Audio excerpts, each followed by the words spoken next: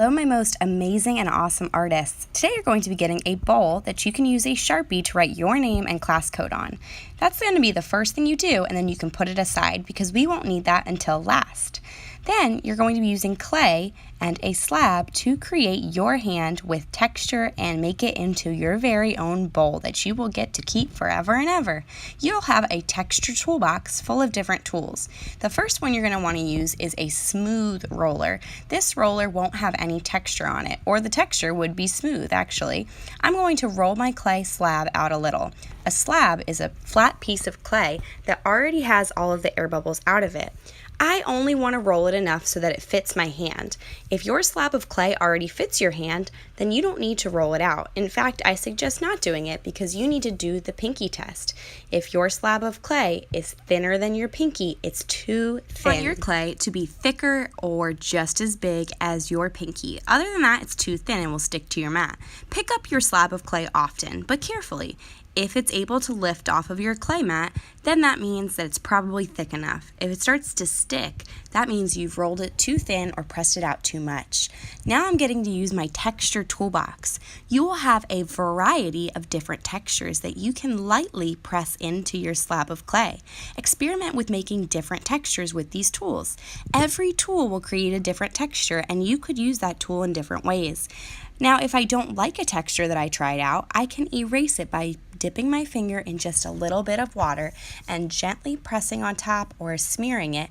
That will make it go away just like an eraser. Then I can press a new texture on top and lift it up, and it should be good to go. I have a lot of different tools that you can experiment. Some are wooden and in your supply bin next to your pencils. Some of these wooden pottery tools can be used to make different designs. Some patterns or designs might be wavy. Some might look like a fork and you can make different dots with them. But notice I'm not pressing through the clay, I'm just pressing on top.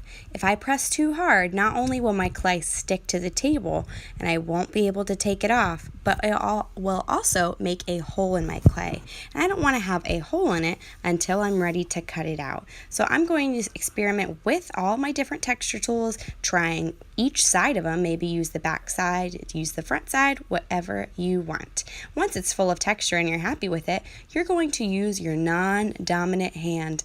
That's the hand that don't know how to draw. That hand that doesn't know how to draw is my left hand. My right hand is my hand that does know how to draw. So I'm carefully placing it down onto my clay, and then I'm going to trace around it with my right hand. That's my hand that does know how to draw. For you, it might be your left. Need a buddy to help you do this? Absolutely help a friend. Or Miss Q can help you as well. You want to hold that hand really still as somebody or you traces around it. When you remove it, your fingers should be as big as they are in real life. They shouldn't be teeny tiny sticks. If they are, that means that you moved your tool or your hand while you were tracing around it. You want to make sure that your fingers are thick, otherwise they will break off. Now I am cutting it out, so I'm going to put my hand back on top of it just so I don't cut any fingers off. But if it helps you, trace first and then cut. When you're cutting your hand out of your clay, you want to use your tool tall like a soldier. That means standing up nice and tall and not laying on its side like you would hold a pencil. You are going to hold it up nice and straight so that it cuts through that clay. It'll allow you to just peel off that extra clay if you've cut through it completely. But if you're having trouble cutting, please leave that extra clay there and I will come help you, or a friend can help you cut through it completely before you pull that extra clay off. Now that extra clay is going to be important. We are going to use that to make a shape to put in the palm of the hand. So I'm going to use my extra clay that's already rolled out into a slab to make a heart. Now this extra clay over here, I'm going to roll out. So it looks like my other one, but you could absolutely just use one that's already flat. Maybe you had that from rolling it out earlier. I'm going to put that clay aside while I use a little bit of water on my hand. I'm checking that I was able to pick up my hand and that none of my fingers fell off. I'm carefully dipping my finger in just a little bit of water and dragging it along the edges of my clay fingers. That way those clay crumbs get off from when I was cutting. It created some crumbs. If those crumbs are left there and it goes in the kiln to bake, they will turn very sharp, and we wouldn't want that. We want your hand to be nice and smooth, other than the texture that you created.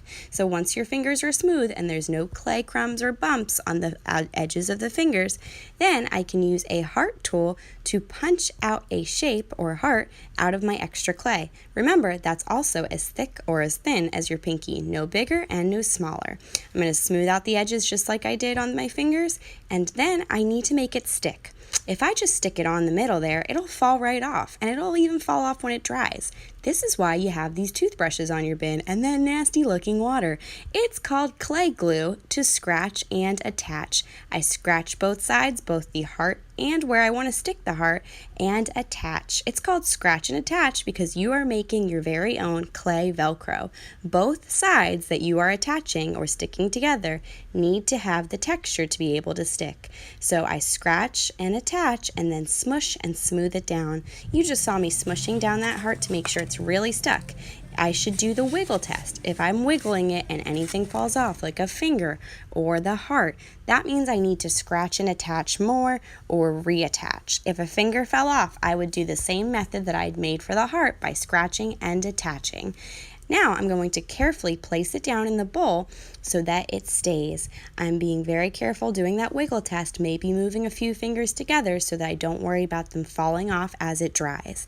Once I have that hand in that bowl, that will allow it to mold into a bowl shape. It won't be in the bowl forever.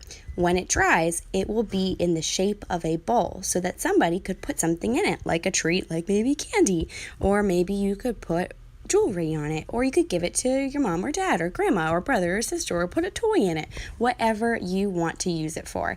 All right, awesome artists, I cannot wait to see what you create today. Don't forget that when you're finished, you will clean up your area. You will also clean up your hands. Any extra clay goes in Miss Q's extra clay bag. It does not go home in pockets, and all of your tools get returned to the bin. The extra clay I just squished up into a clay ball. I'm going to put it in that extra clay bag because I save it for every other class that needs to do clay. And then I'm going to use an art wipe or sponge to clean up my mat so that my next class coming in doesn't have any clay crumbs left there. All right, awesome artists, thank you so much for listening, and I can't wait to see what you make today. Have fun.